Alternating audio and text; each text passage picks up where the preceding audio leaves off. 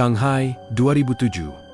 Hujan musim semi membasahi kota. Di tengah hiruk-pikuk lalu lintas, sebuah mobil mewah dihadang. Li Wei, seorang konglomerat muda, menyaksikan dengan ngeri bagaimana putranya, Jihan yang berusia 5 tahun, diculik dari dalam mobil. Para penculik itu lenyap di antara kerumunan, meninggalkan Li Wei dengan luka yang tak tersembuhkan 18 tahun berlalu. Li Wei, yang kini menjadi sosok dingin dan penuh perhitungan, tidak pernah berhenti mencari Jian. Ia menggunakan seluruh sumber dayanya, menyewa detektif-detektif terbaik di seluruh dunia.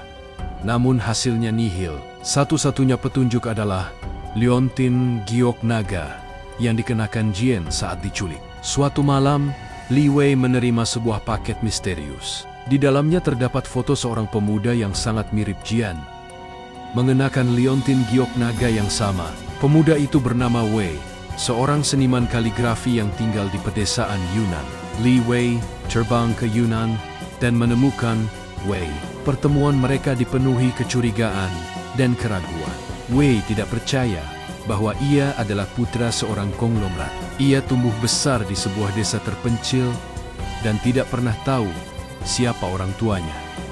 Li Wei berusaha meyakinkan Wei dengan menunjukkan foto-foto Jian kecil dan menceritakan detail-detail masa lalu yang hanya diketahui oleh keluarga mereka. Wei mulai bimbang, namun ia masih ragu. Ia merasa ada sesuatu yang disembunyikan. Di tengah kebingungannya, Wei didatangi oleh seorang wanita tua bernama Lin. Lin mengaku sebagai mantan pengasuh Jian dan mengatakan bahwa Wei adalah benar Jian. Namun, Lin memperingatkan Wei bahwa ada orang yang tidak ingin Jian kembali ke pangkuan Li Wei. Li Wei dan Wei mulai menyelidiki kasus penculikan Jian. Mereka menemukan bahwa penculikan itu bukan hanya sekadar tindak kriminal biasa, tetapi bagian dari konspirasi politik yang lebih besar. Ternyata, dalang penculikan Jian adalah Zhong, mantan rekan bisnis Li Wei yang berambisi merebut kekuasaannya. Zhong ingin menghancurkan Li Wei dengan menculik putranya dan menggunakan Jian sebagai alat untuk memerasnya. Zhong tidak bekerja sendiri. Ia dibantu oleh seorang pejabat korup bernama Zhao, yang diam-diam bersekongkol dengan Zhong untuk menggulingkan Li Wei. Li Wei dan Wei berhasil mengumpulkan bukti-bukti yang memberatkan Zhong dan Zhao. Mereka membawa bukti itu ke Komisi Disiplin Partai. Namun Zhao berhasil menghalangi penyelidikan.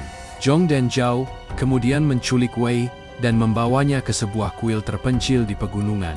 Li Wei mengejar mereka. Terjadilah pertarungan sengit. Di tengah pertarungan, Lin datang membantu Li Wei. Ia mengungkapkan bahwa ia adalah seorang agen rahasia yang ditugaskan untuk melindungi Jian. Lin berhasil melumpuhkan Zhong, namun Zhao berhasil melarikan diri dengan membawa Wei.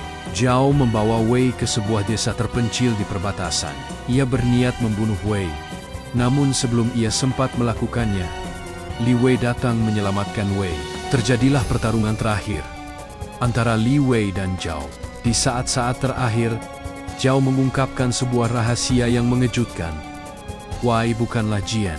Zhao menjelaskan bahwa Jian sebenarnya meninggal dunia saat diculik. Zhong, yang putus asa, menyuruh Zhao mencari anak yatim piatu yang mirip Jian untuk menggantikannya. Zhao menemukan Wei dan melatihnya untuk menjadi Jian palsu. Li Wei hancur mendengar pengakuan Zhao.